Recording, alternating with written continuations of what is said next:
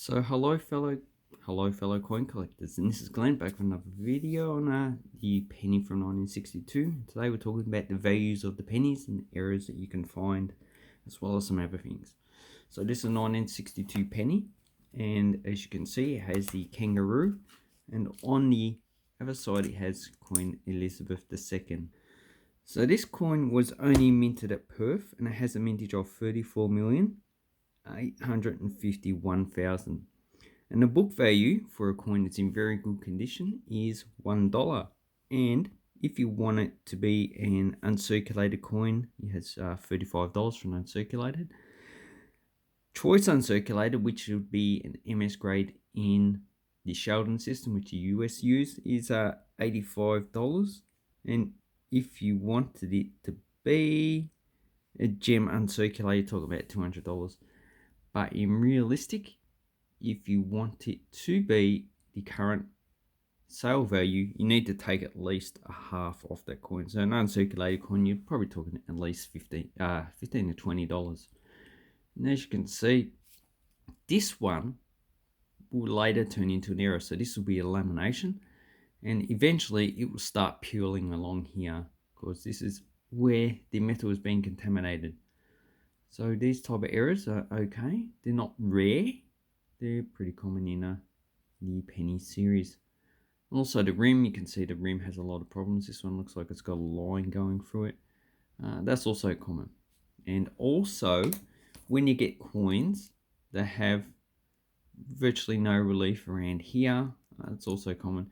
Their dye fills, because it's quite easy to fill the dye when the relief is very shallow. So this is very thick here, that part, the back of the queen, but the reef is pretty thin. And we have a look at the other coins, see if there's any errors. So this one has ghosting. So you can see ghosting on this side. And if you look at the coin, there's a coin book about how rare these errors are. The ghosting is classed as scarce, so you won't find it too common. And this is another error you would want to get. And sometimes you can find the kangaroo on this side, and also here is another error. So this is probably the die, the actual flan, before they put the image on it, being a bit small, and it's been pressed out a bit too much. So it leaves these actual lines where the metal has been stretched. And the discoloration is pretty much just age. On this coin, now you can see some ghosting on that one. This one's been well circulated. And this part here is probably just post-mint damage. So this is corrosion, where the metal is turning into another substance. So here we have an uncirculated version, or almost uncirculated, has ghosting on it. You can see it quite clearly on top of the kangaroo. And they all should have the dot after penny. So the rare coins or rare errors that you're going to find are rotated coins. So rotated. So when you turn it over, instead of it being like that, when you rotate it, you probably, it probably turns up like that, or probably turns up like that. That's a rotated coin, and these are pretty valuable. So you're talking, in this condition, a few $100s. As I said, an uncirculated is probably worth about $20.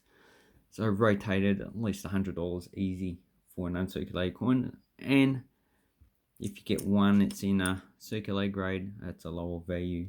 So other type of errors you got is heavy reverse legend and mint mark. So talking about thick, so it really stands out. So compare two legends, they look pretty much the same. Then we have, see, these all look pretty much the same type of legend. So you're talking about thicker, just thicker lettering pretty much, and a larger dot. So that one might be a larger dot. Yeah, might be. Okay, another type of error is missing parts of legend. So we've got missing letters or missing parts of letters on both sides, which I don't have here. That's also rare, so that'd be worth probably a few $100s in this condition. A bearded queen, so the queen has a beard. So where's the other coin? Okay, so this one, yeah, it looks like it might be a bearded queen, but I'm not too sure. Oh, yeah, it looks like it might be a cud, but I think that is just corrosion. So that's what the bearded queen should roughly look like. Okay, as above, okay, Australia penny doubled, very scarce. So you look at the legends and see if Australia is doubled. No. No. So this one's quite nice, and there's a lamination problem there. So it's going to cause a problem in the future as this coin ages. And yeah, you can see the laminations also on this side starting to crack there as well. So it's going to open up sooner or later, probably in the next 50 years. Okay, another rare one is cuds on rim near date. So we've got cuds, so pretty much broken dies. So cuds on reverse rim, Y to pass 2. So you've got cuds here. I don't have any of these type of errors, which is a pity. And also light circular dot 3mm in front of the queen's chin. So there should be 3mm in front of, so roughly around there should be a dot. And you can see this one's pretty weak over here. So they're the type of errors you can get. You can see this is pretty much uncirculated, but this is a weak part here. So this also wears down quite easily as well. This one has ghosting as well. Does it have doubling? It does have a problem with the rims, but that's very normal. It doesn't add any value to the actual coin. So let's have a look and see how much they do sell on eBay. So as with all common coins with a mintage of 30 million plus, these are quite common, and there's at least 400 to 500 listings for 1962 penny. So we have one that's in not really good grade for $4. Here we have a broad strike. So that's a good one for 110. That seems to be the going value for those type of coins. Looks pretty much in uncirculated condition. Then we have a proof.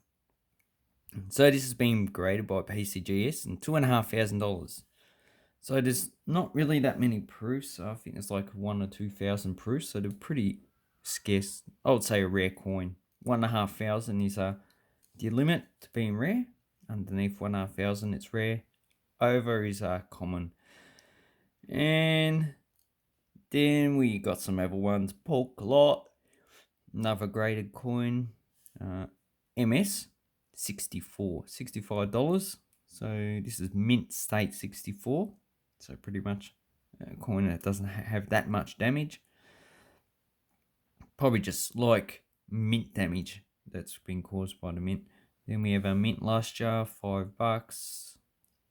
Then we have another coin, 1962. So you get a lot of varieties. A lot of these are graded. I'd only grade for these ones, I'd only grade the proof coins. Because mint state, no, that's probably a bit too high for a mint state coin for that value.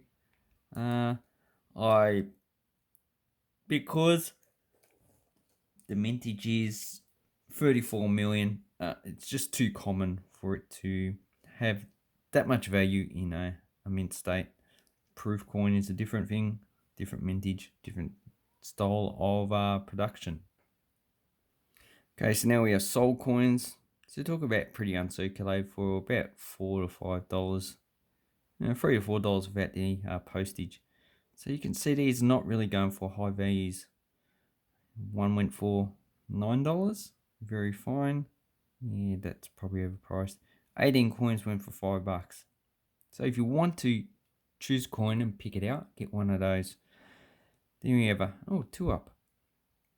$1 for, it says almost uncirculated, could be. It's a bit hard to tell from the photos. Then we have some other coins. None of these photos are really good, so that's probably why you see that the value is low. People like to buy based on price, but also based on the quality of the photo. So here we have a proof. Not too sure how much it went because obviously best value was taken. And just look up proof penny and then look up the normal date for the penny. You can see the differences. Proofs generally don't have the problems with the rims, and the kangaroo is usually quite clear. So if we have a look at this proof, so this one went for, no, that's a half penny anyway. And you can see how crisp the clear the actual image of the coin is. And you need to look at the rims. The rims are very high quality. In the normal coins for circulation, the rims have a lot of problems. So generally it has doubling, the beads usually join up, and you can see it has problems over here, which this side doesn't. The beads are all quite beautiful, so these are higher production. Same with over coins. This one's pretty much uncirculated, $10. Yeah, so that's what I'm getting. I said 20 in the coin catalog, so maybe a third of the value, $10. So basically that's it. You'll be paying $1 to $10 for one of these coins. As the coin catalog, so this is Renix, has a value that's a lot higher because that's retail values. Anyway, I hope this helps you with your coin collecting in what to collect, where to collect, and the values you should be paying for the coins.